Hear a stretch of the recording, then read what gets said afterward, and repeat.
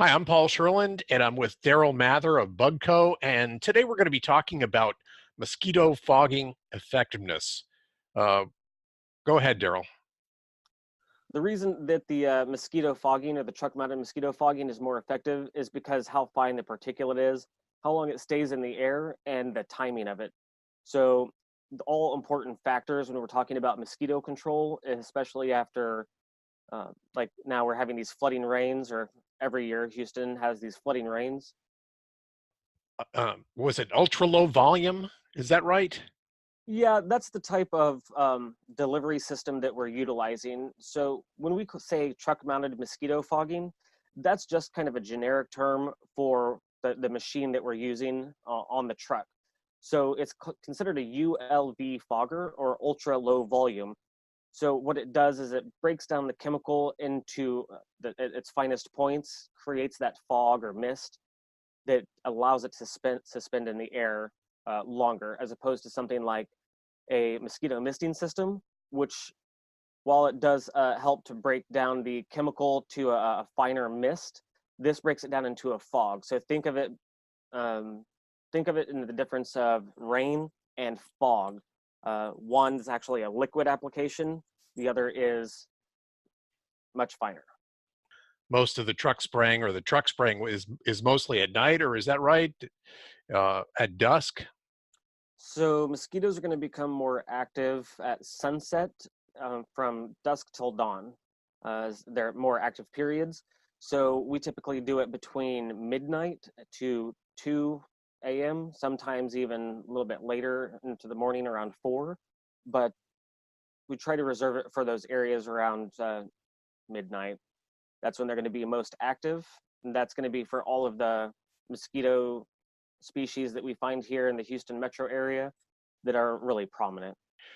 Could you talk a little bit about the safety? Well, yeah, not so much as emphasize the safety, but it's going to be whether we're doing general pest control in a home, flea treatments, any of the services that we provide.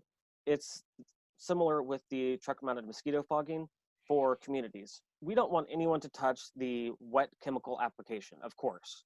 So if we come in and do a residential pest control, we advise people give it time to dry.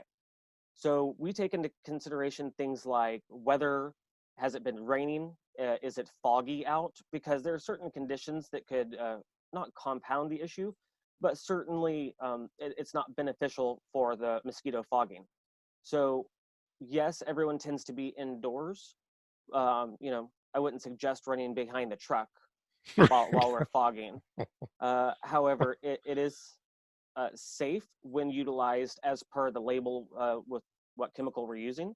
So as it settles, it's such a fine, low volume application that there are no health concerns for, say, breathing it in. The residual application, you don't have to worry about touching anything. So no worries there. And it also is, we talked once before about this. It's also applied when the other more beneficial insects are um, not active. So you're talking bees, butterflies, and other things that are actually environmentally beneficial. Is there anything else that you'd like to say about that?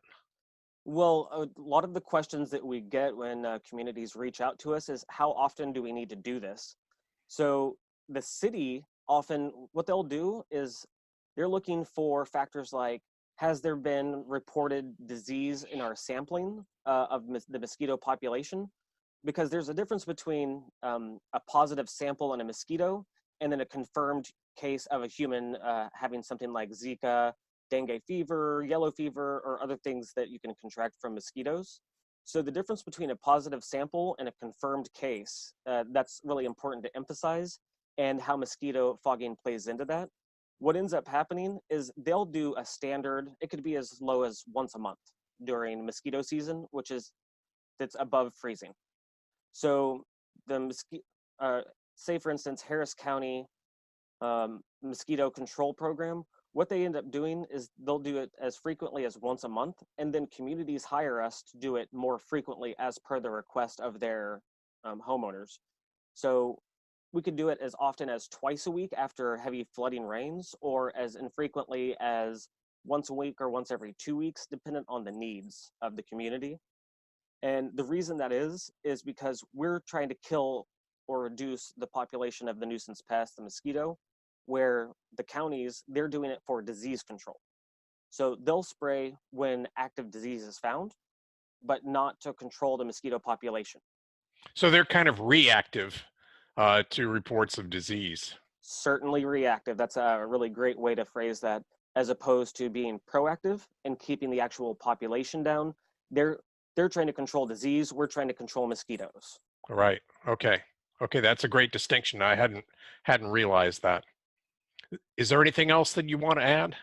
No, I'll leave it with if anyone has any questions, wants a quote, they can always reach out to our office, and we could discuss some of these details face to face, person to person. Okay, and BUGCO serves communities all around the Houston area, I guess. Is that correct?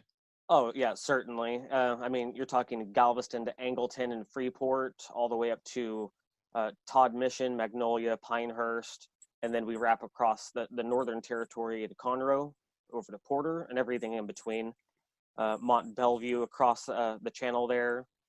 So yeah, we're Greater Houston metro area and surrounding. Okay. Okay, I appreciate it very much. Thank you very much, Darrell. All right, thanks, Paul. BUGCO, we make the bugs go.